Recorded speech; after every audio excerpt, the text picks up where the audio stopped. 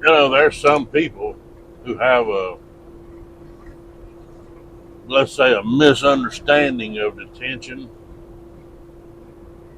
So I'm going to try and explain it to you a little bit. First and foremost, you do not need a shipper or a receiver to write anything relating to your in and out times on your bill of lading. You do that yourself.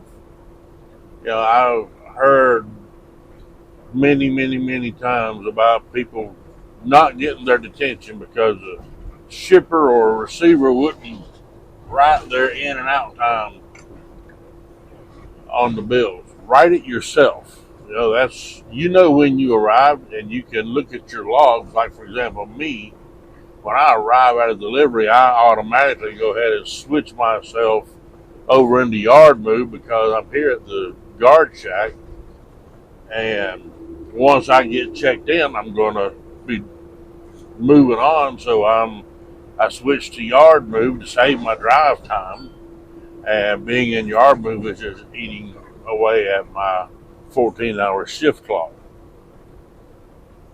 But you need to just keep in mind that you write your own arrival and departure time on the bills. Now, most places, doesn't matter if you're a lease purchase guy or if you're a company driver or owner operator running the spot market, most places are going to require that you be at a receiver or a shipper for at least 2 hours or more before detention starts. And if you're a lease purchase guy or a company driver, there's really not a whole hell of a lot you can do about that. Uh, if you're a lease purchase guy, you can, and I'll get to that in a minute. I don't know how effective it'll be. But if you're an owner operator running under your own authority and you're working spot market, for example, let's say you have a load through convoy and you have to sit at a receiver for 5.5 hours. Well, they're going to tell you, well, our detention starts after you've been there 2 hours past your appointment time. So if you get there at 1 in the afternoon and your appointment was for 1:30 or 2 in the afternoon, they're not going to start counting your time until after your appointment time. So that's number one. Number two, so if you're an owner operator running spot market, their policy, that broker's policy, may be $35 an hour after your first 2 hours. However, that may be in direct conflict with your own company policies because you're a motor carrier and your business, and you have the ability to create your own policies. And so let's say that you charge $55 an hour, even $70 an hour, something like that. But they're telling you we pay $35 an hour. You need to actually bill them for the $55 an hour or the $70 an hour. And it doesn't matter, if you bill them after the first 2 hours, you're giving them the first 2 hours, or maybe your company policy is to give them the first hour. You need to physically send a bill to them, and they're not going to pay it. But by sending them that bill, you've established that in your business records, and this is an outstanding debt that is owed to you, and you can write that off as a bad debt on your taxes. That's money that you've lost. You can't collect it.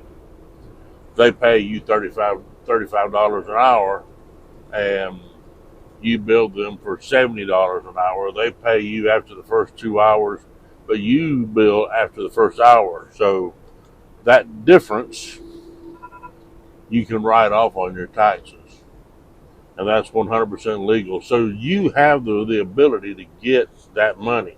Now, if you're a lease purchase guy, things are going to have to work somewhat differently for you, although the same principle still applies.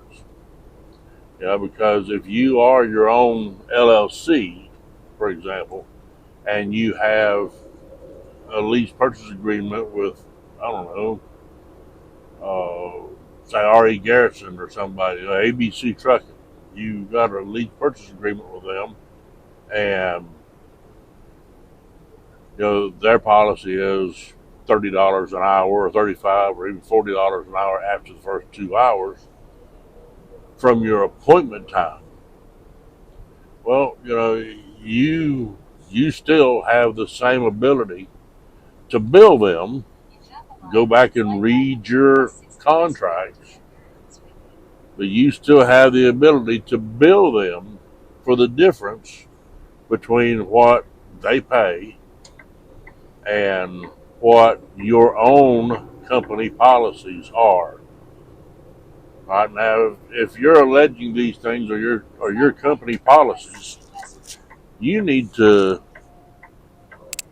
be the one who's writing these policies in black and white so that you can consistently refer to those policies. You can consistently point to those policies in black and white.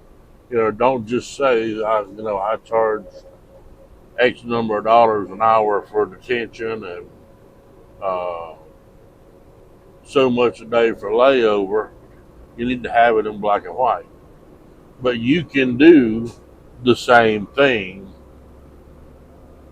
as an owner operator running the spot market can do. The difference will be whenever they get your bill, they're going to ask you about it. And you can tell them, I have to do that so that I can be able to write this off on my taxes.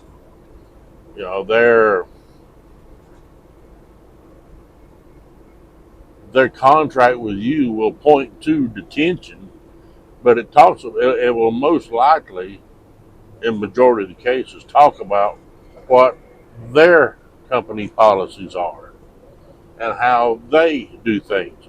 It doesn't speak to you as your own LLC and what your company policies are. You know what you need to make in order to be profitable, so keep that in mind. But anyway, you guys be safe. I'll see you down the road. Bye.